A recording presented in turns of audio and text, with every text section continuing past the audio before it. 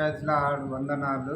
ప్రియమైన దేవుని బిడ్డలారా, ఈరోజు దేవాది దేవుడు మనకిచ్చిన ఈ గొప్ప సమయాన్ని బట్టి దేవునికి వందనాలు చెల్లిస్తున్నాము. యెషయా 4:1 మాటలను జ్ఞాపకం చేసుకుందాము. ఇజ్రాయేలు వారారా, యెహోవా మాట ఆలకించుడి. సత్యమును కనికరమును దేవుని గురించి జ్ఞానమును దేశమందు లేకపోయేను. యెహోవా దేశ నివాసులతో వ్యాజ్యమాడుచున్నాడు. అబద్ధ సాక్ష్యం పలుకుటయు నరహత్య చేయుటయు. హల్లెలూయా. ప్రియమైన దేవుని బిడ్డలారా, ఈరోజు పరిశుద్ధ గ్రంథంలో మాటల్ని మనం జ్ఞాపకం చేసుకుందాము. ఇజ్రాయేలులతో దేవుడు మాట్లాడుతున్న మాట ఏంటంటే, ఇజ్రాయేల్ ప్రజలారా ఆలకించుడి. దేశమందు యెహోవా మాట ఆలకించేవారు లేరు, యెహోవా మాట లక్ష్య పెట్టేవారు లేరు. దేశమందు ఏ రీతిగా ఉందంటే, దేశం అంటే ఏంటంటే యావత్ ప్రపంచాలు ఏమవుతుందనంటే కనికరం అనేది లేకుండా పోతుంది, స్వార్థంగా ఉంటుంది. మరి ఎక్కడ కూడా మరి దేశం మీద క్షేమకరమైంది యోగ్యకరమైంది లేకుండా ఏమవుతుంది అని అంటే, ప్రజలు క్షేమకరమైంది ఆలోచించేవారు లేరు, ప్రజలకు మేలుకరమైంది లేదు. మరి ఆ రీతికి ఇక్కడ ఒక మాట ఉన్నది చూడండి, అదే 4:2 అబద్ధ సాక్ష్యములు పలుకుటయు అబద్ధమాడుటయు నరహత్య చేయుటయు దొంగలించుటయు వ్యభిచారించుటయు వాడుకాయను. హల్లెలూయా. ఈ భూమి మీద ఏమి జరుగుతుందని అంటే, ప్రియమైన దేవుని బిడ్డలారా, ఒకసారి జ్ఞాపకం చేసుకుందాము. దొంగలించుట, హత్య చేయుట, వ్యభిచారించుట ఈజీ అయిపోయింది. బజార్లోకి వెళితే మనం ఏదైనా వస్తువు కొనుక్కోవాలని అంటే దాన్ని కొనలేని స్థితి ఏమో, కానీ కొనలేని పరిస్థితి ఉండొచ్చు. కొనగలిగిన స్తోమత ఉన్నా కూడా వద్దులే అని కూడా ఆలోచన చేయగలుగుతాము. మరి హత్య చేయటం మాత్రానికి దానికి ఆలోచించకుండా కూడా అది రక్త సంబంధమా, బిడ్డనా, తండ్రియా, భార్యనా, భర్తనా, మరి కన్న తల్లిదండ్రుల లేకుంటే బంధువుల అన్నది కూడా ఏ భేదం లేకుండా హత్య అనేది ఈజీగా నరమానవుడు దానికి పంచుకున్నప్పుడు మరి ప్రియమైన దేవుని బిడ్డలారా, భూమి మీద శాంతి అనేది కరువైపోతుంది. ఆనాడు 2020 సంవత్సరాల కిందటే దేవుడు ఈ ప్రవక్త ద్వారా దేవుడు తెలియపరిచింది ఇజ్రాయేలులకి. ఈనాడు కూడా ఇజ్రాయేల్ ప్రజల ద్వారా దేవుడు బైబుల్ ద్వారా అనేకులకి ఈ సందేహాన్ని, ఈ వార్తని అందిస్తున్నాడు, ఈ శుభవర్తమానం తెలియపరుస్తూనే ఉన్నాడు. అయినా కూడా భూమి మీద ఏమీ లేదే అని అంటే శాంతి లేదు, సమాధానము లేదు. నరహత్య చేయటి వారికి మరి పరిగెడుతున్నారు, దొంగలించుటకు పరిగెడుతున్నారు, అబద్ధమాడుటకు పరిగెడుతున్నాడు. అబద్ధమాడే కాడ కూడా వారు మరి ఏ విధంగా అబద్ధం ఆడుతున్నారు అన్నది వారి అంతరాత్మని బట్టి వారికి సాక్ష్యం తెలిసినప్పుడు కూడా, వారు అర్థం చేసుకున్నప్పుడు కూడా అబద్ధం కాడ వారు వెనకాడట్లేరు. ప్రియమైన దేవుని బిడ్డలారా, మరి ఈ భూమి మీద అబద్ధానికి, నరహత్యకి, దొంగతనానికి ఎక్కువ స్థానం ఉంది. మరి ప్రియమైన దేవుని బిడ్డలారా, ఒకసారి మనం గమనించుదాము. అన్ని రకాలుగా దేవుడు ఇక్కడ మనల్ని చూపిస్తున్నాడు. 4:1 చూడు, ఇజ్రాయేలు వారులారా యెహోవా మాట్లాడుచున్నాడు, యెహోవా మాట ఆలకించుడి. సత్యమును కనికరమును దేవుని గురించిన జ్ఞానము దేశమందు లేకపోయాను. దేశమందు జ్ఞానం అనేది లేకపోయింది. ఎవరిష్టము వారిదే, ఎవరి స్వతంత్రం వారిదే. అది ఏ పరంగా చూసుకున్నా కూడా, ఏ లెక్కలో చూసుకున్నా కూడా, ఏ అధికారంగా చూసుకున్నా కూడా ఎవరు స్వతంత్రంగా వారే జీవిస్తున్నారు. నువ్వేంటి నాకు చెప్పేది అంటున్నారు, నువ్వేంటి నాకు తెలియజేసేది, నువ్వెవరు అసలు అంటున్నారు.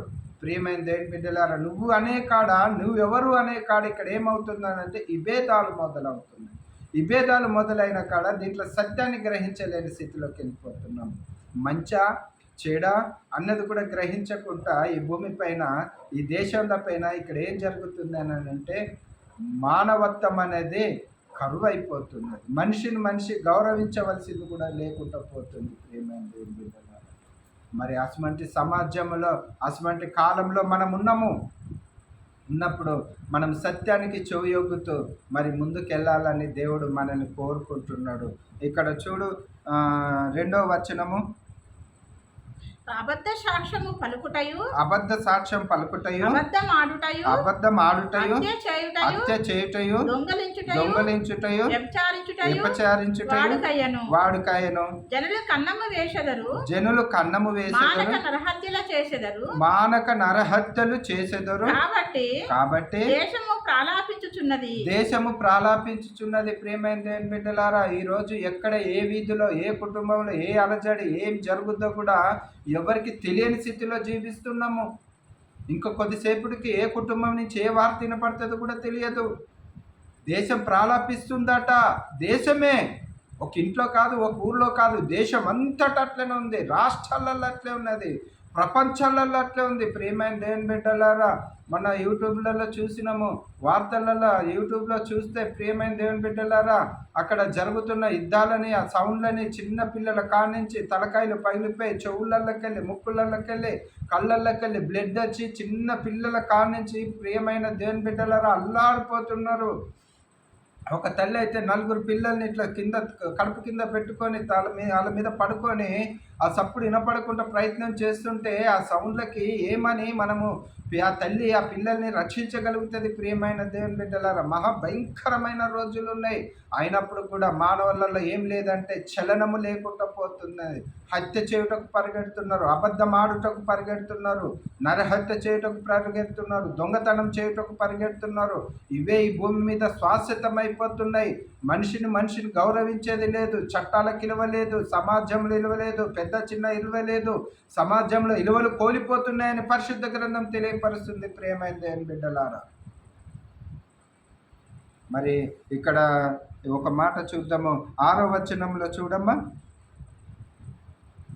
నా జనులు జ్ఞానం లేని వారై నశించిపోతున్నారు. నువ్వు జ్ఞానమును విసర్జించుతున్నావు, నీకు ఉన్న తెలివిని విసర్జించుతున్నావు, నీ ఎదుటి వారిని కూడా విసర్జించుతున్నావు. నీ ఎదుటి వారు తెలివిగా చెప్పినా కూడా ఆ మాటల్ని పెడచెవున పెడుతున్నావు. ప్రియమైన దేవుని బిడ్డలారా, నా జ్ఞానము నాది గొప్ప, నేను మాట్లాడేది గొప్ప, నేను చేస్తున్నది గొప్ప. నువ్వేం చేస్తున్నావు?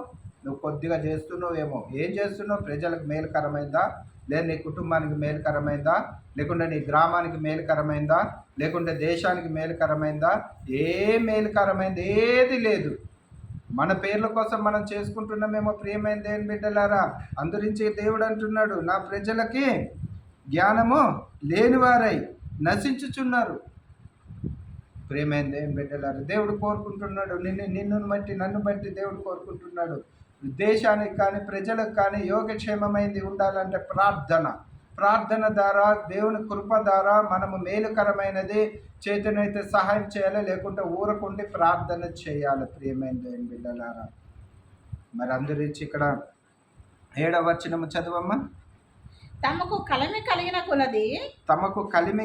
కొలది వారు నా ఎడల అధిక పాపం చేసిరి గనుక, తమకు కలిగినది అధిక పాపము చేసిరి గనక వారి ఘనతను నీచ స్థితికి మార్చుదును. వారికి హల్లెలూయా, వారికి కలిగిన కొద్దీ వారు ఏ రీతిగా అయిపోతున్నారంటే నీచంగా తయారైపోతున్నారు. ప్రియమైన దేవుని బిడ్డలారా, ఈ భూమి మీద మరి ఒకసారి ఆలోచన చేద్దాము.